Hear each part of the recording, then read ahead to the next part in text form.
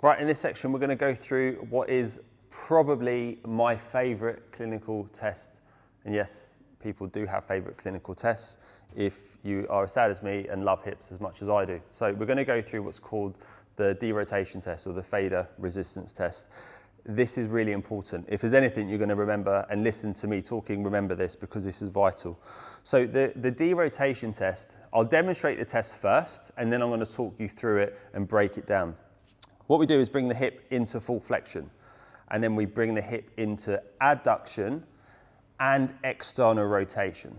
Okay, so I'm going to break it down into how we handle it and what it is, but I'm going to show you the movement first without the optimal handling, which is flexion and then the adduction and external rotation. Okay, now in order to get that handling really good, make sure this hip is part of you. Keep it close to your chest. If you need the patient to come over to you a little bit more, then do so. You bring the hip into full flexion, lean over to add the adduction, and at this point, my arm is adding the external rotation. And it's critical to get all of those points, okay? To complete the test, the patient has to resist the hip back to the starting point. Now, meaning that if the hip is in full flexion, adduction and external rotation, the patient is going to have to do an internal rotation, abduction, and an extension in order to get the hip back to where it was started from. Now, the reason why this test is my favorite test of all time, not only because it has a high specificity, which does give you food for thought, because there isn't many clinical tests that allow you to have a high level of specificity, but that means something. Specificity means something. It is specific to a condition or a structure. Now that's useful because a lot of the other tests have low specificity because they aren't specific to a condition. Now, if studies are demonstrating that the specificity of this can vary from 80 to up to mid-90s, we're on to a winner there. So let's just think about that. What are we dealing with? We're looking to try and identify if our patient has a glute tendinopathy, glute med tendinopathy. This test has a high level of specificity. So that means that this test allows us to confidently stress the structure that we want. Now that's really important to consider. Now consider this even further. If you bring the hip into full flexion, adduction, and external rotation, and the patient cannot tolerate that because it hurts, or as you're adding the rotation, they just cannot sustain it because it hurts too much, that starts to tell you that the patient's compressive tolerance is poor. That means essentially they're trying to do a stretch, they can't do it, it hurts too much. Now, if that stretch, remember this test is specific to the glute med, right? So that means the glute med is most on a stretch in a hip flexed, adducted and externally rotated position. If to finish the test, you have to internally rotate and abduct and then extend, well, that tells you that the function of the glute med in this position, when the hip is flexed, is acting as an internal rotator. That's really important to consider because when we start talking about the pitfalls in management, some of the key mistakes that I see from rehab is that exercises are given in this same position for the glute med, but it isn't working in the same way. And that's a really important consideration. So we're going to go through this again just to explain. So we're going to hold the leg close to our chest. Handling is key. This leg is now my leg. You're going to flex fully, add the adduction, and then at this point here, I'm leaning in to add the rotation here. If the patient can tolerate it, you get them to resist their movement all the way back and then back down. And that's really critical because that will allow you to complete the test. And just to kind of demonstrate that from this position here, you'll say to the patient, push as hard as you can to get your leg back to the starting point. If you could do that now, all of your strength, keep going, keep going, keep going. And often if it's symptomatic at that point, they'll tell you and you'll know. And if they don't tell you, you'll probably see the grimace on their face telling you that it is painful.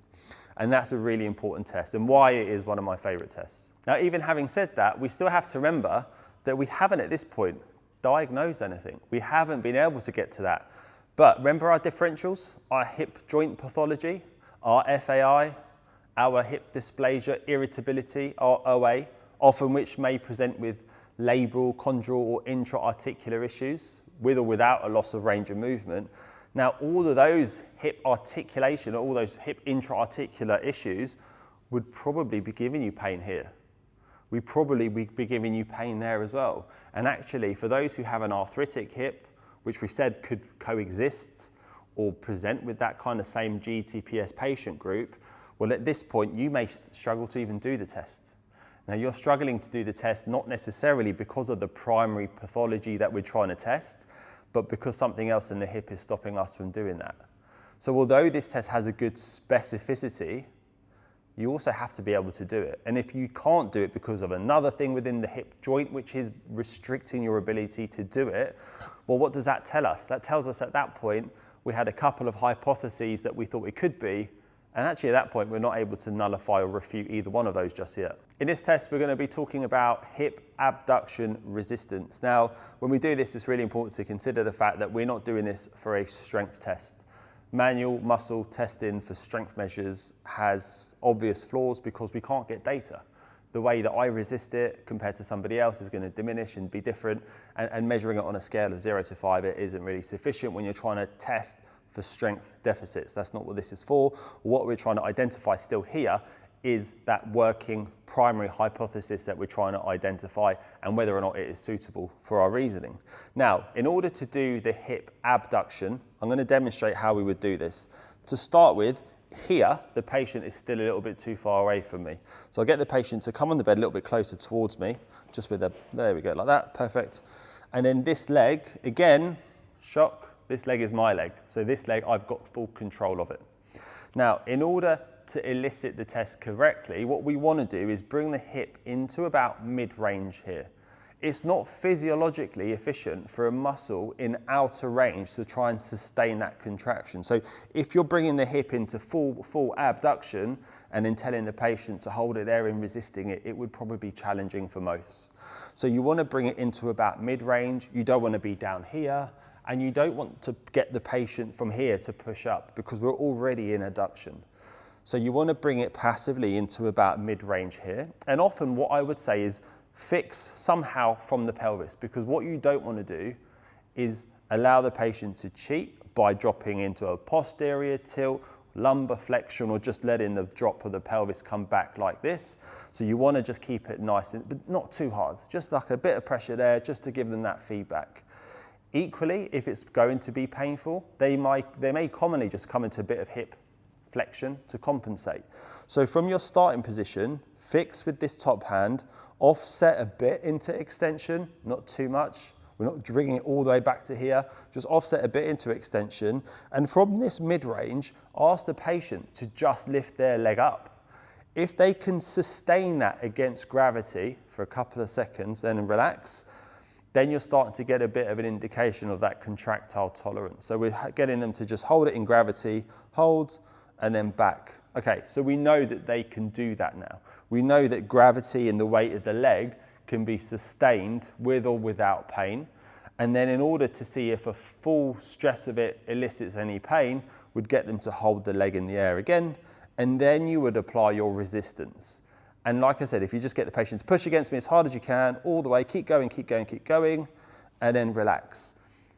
These aren't the biggest muscles in the world. If your patient's leg is in the air and you're just absolutely leaning down like that, everyone's is going to essentially at some point not being able to sustain it. So make sure that your handling is key.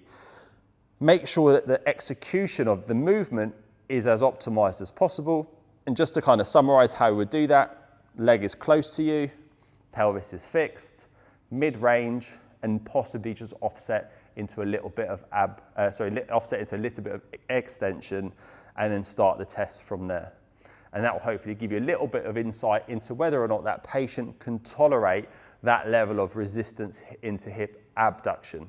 The useful thing here is if you even get them to start with the hip in the adduction position here, it's not part of this test, but it still gives you a little bit of indication into their compressive load tolerance. Again, allowing you to understand where your physio rehab is going to be pitched when we move into management.